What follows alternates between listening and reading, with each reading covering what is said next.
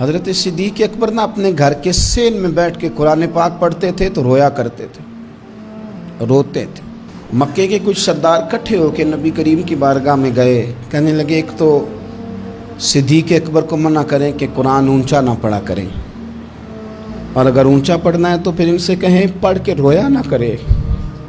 حضور نے فرمایا اپنے گھر میں بیٹھ کے پڑھتا ہے، روتا ہے، تمہیں کیا ہے؟ یا رسول اللہ، یہ ابو بکر صدیق جب قرآن پاک کی تلاوت کر کے روتے ہیں نا تو ہماری بچیاں بھی رونے لگتی ہیں، ہماری عورتیں گھر کا کام کاج چھوڑ کے تو صدیق اکبر کے دروازے پہ کھڑی ہو کے روتی رہتی۔ حضور ان سے کہیں یہ قرآن سے جو شغف ہے ان کا، کہاں گئے مسلمان جو قرآن پڑھنے والے تھے، کدھر گئے؟ سارا کچھ ہی ہمارا موبائل لے گیا۔ میں کس طرح یہ بات بیان کروں کہ کچھ لوگوں نے رمضان میں بھی قرآن پاک ایک بھی ختم نہیں کیا، رمضان شریف میں بھی ایک قرآن پاک کی توفیق نہیں ہوئی، لے گیا سارا کچھ ہماری خوش گپیاں۔